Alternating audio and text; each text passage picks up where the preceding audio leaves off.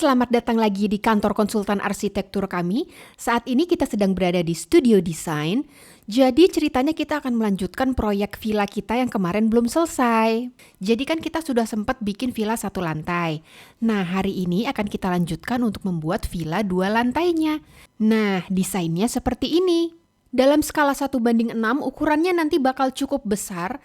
Tapi jangan khawatir, aku sudah mendesain cara penyimpanannya untuk bisa ditumpuk praktis seperti ini supaya nggak terlalu makan tempat. Jadi sistemnya itu modular, bisa ditambah kurang suka-suka. Yuk kita lihat bagaimana cara pembuatannya. Jadi prinsipnya ini sama aja dengan cara pembuatan rumah 1 lantai, cuma polanya aja yang berbeda. Nah ini polanya, kamu screenshot aja ya.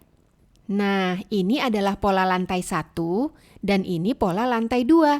Jadi lantai pertama itu lebih besar dari lantai kedua ya. Dan bahan utamanya adalah kardus 3 mm seperti ini. Aku beli yang lembaran, bukan kardus bekas supaya semuanya itu sama dan seragam.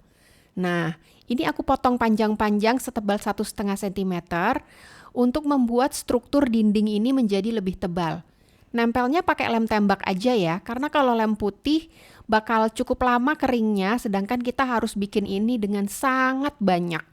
Jadi ini adalah cara menebalkan dinding dalam cara yang lebih hemat dan cepat dibanding kalau kamu harus mengelem berlapis-lapis kardus ini hingga setebal 2 cm. Iya sih, kamu bakal butuh cukup banyak batang lem tembak dan lem putih untuk dipakai nanti. Nah, jadi potongan kardus yang panjang-panjang kita tempel seperti ini. Jaraknya nggak usah diukur banget, pakai feeling aja. Makin banyak, makin rapat bakal makin kuat. Tapi segini aja menurutku sudah cukup. Lalu, atasnya kita tutup dengan lembar kardus yang lain yang ukurannya tentu saja sudah kita samakan. Kali ini kita pakai lem putih dan kuas. Karena kalau pakai lem tembak, kamu nggak akan mengejar kecepatan waktu keringnya. Ini kan cukup besar ya, jadi kita butuh lem yang keringnya agak lama. Dan daripada kamu pegangin seharian sampai kering, kita timpa aja dengan buku-buku berat seperti ini. Mudah-mudahan kamu hobi membaca, jadi punya cukup banyak stok buku berat di rumah.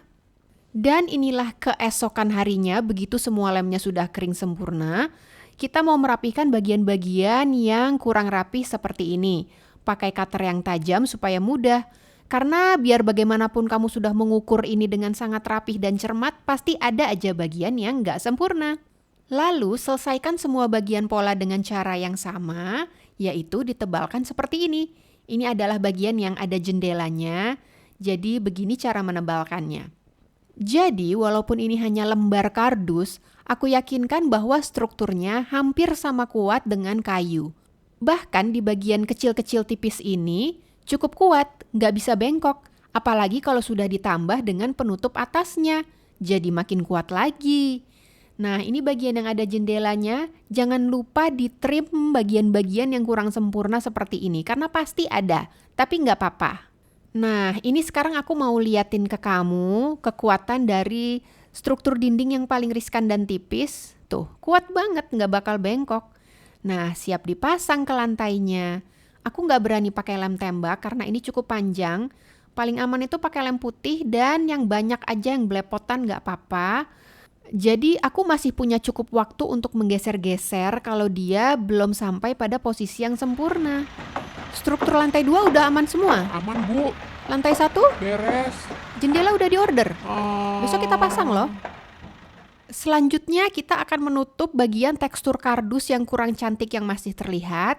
Kita ukur dulu pasnya ketebalan dinding itu berapa. Aku dapatnya segini 2,1 cm. Dan aku mau pakai kertas tipis dari kupasan kardus yang sama. Jadi begini caranya. Dipotong panjang-panjang dengan arah tekstur seperti ini. Ini ngupasnya gampang banget.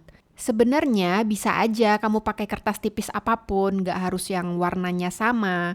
Terutama kalau rumahnya kamu rencanakan untuk dicat. Tapi aku nggak mau mengecat semua bagian rumah ini, jadi biar warnanya coklat kardus aja gitu. Nah, untuk bagian-bagian yang kurang sempurna kita dempul lagi dengan lem putihnya. Gunakan jari-jari kalian, jangan takut, nanti kan bisa cuci tangan. Dan kalau ada bagian yang mau kamu cat, tentunya tunggu dulu sampai lemnya kering sempurna. Tapi aku juga punya ide lain kalau kalian pengen bikin dinding yang ada gambar-gambarnya gitu. Aku pakai wallpaper sticker seperti ini. Jadi kalian potong ukurannya sesuai dengan ukuran dindingnya. Ini kan ada kotak-kotaknya ya, jadi gampang banget guntingnya. Lalu masangnya itu sedikit-sedikit seperti ini. Karena ya gampang-gampang susah. Nah, sedikit dulu diratain. Jangan sampai ada udara yang terjebak di dalam stiker. Nanti jadi gelembung-gelembung udara gitu. Sedikit-sedikit. Sebenarnya ini ada alatnya ya, kayak penggaris karet gitu. Cuma aku lagi nggak punya, jadi aku pakai tangan aja.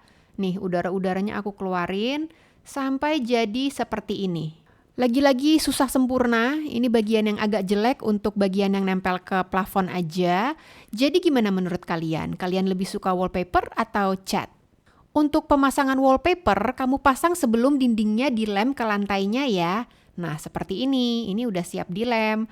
Aku pakai lem putih dan kuas, dan kita tempel deh di sini. Dan kalau lagi-lagi kamu ngerasa bagian ini ukurannya nggak sempurna, nih ada bagian yang nggak bisa nempel gitu, nggak mau rapet, ini triknya. Ditimpa dengan buku yang berat sampai lemnya kering sempurna. Nah, keesokan harinya, rapet deh. Sekarang yuk kita lanjut selesaikan lantainya. Aku pakai wallpaper sticker dengan motif kayu seperti ini. Lalu aku potong panjang-panjang. Jadi agak beda dengan cara pemasangan wallpaper dinding tadi ya. Ini untuk mengurangi resiko kesalahan dan juga mengurangi resiko terjadinya gelembung-gelembung udara.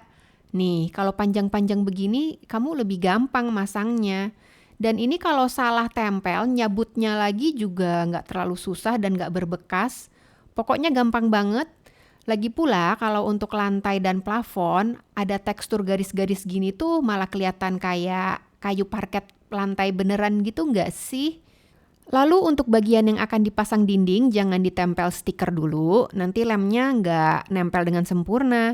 Ini dinding yang sudah siap banget, udah kering semua lem dan catnya tentunya ya. Kita tempel di sini. Nanti stiker di bagian bawah pintu ini kita lanjutkan lagi dengan sisa-sisa yang ada. Diperhatikan arah teksturnya ya, jangan sampai salah. Dan inilah jadinya.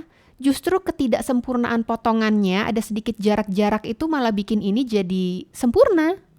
Dan inilah penampilan keseluruhan ruangan yang hampir jadi. Ini rumah lantai 1. Aku sisakan dinding warna coklat kardus karena aku memang pengennya begitu. Dan ini bagian plafon atau langit-langit. Bagian atasnya akan kita isi lampu, jadi jangan ditutup dulu. Tapi bagian sisi lainnya diselesaikan sama persis seperti menyelesaikan lantai. Plafon ini jangan ditempel ke dinding ya, harus tetap bisa dilepas-lepas. Ini belum selesai, mari kita lanjutkan ke video yang kedua. Action! Nah, desainnya seperti ini. Au, jatuh gue. Tolong itu ditolong dibantu. Cut dulu, cut.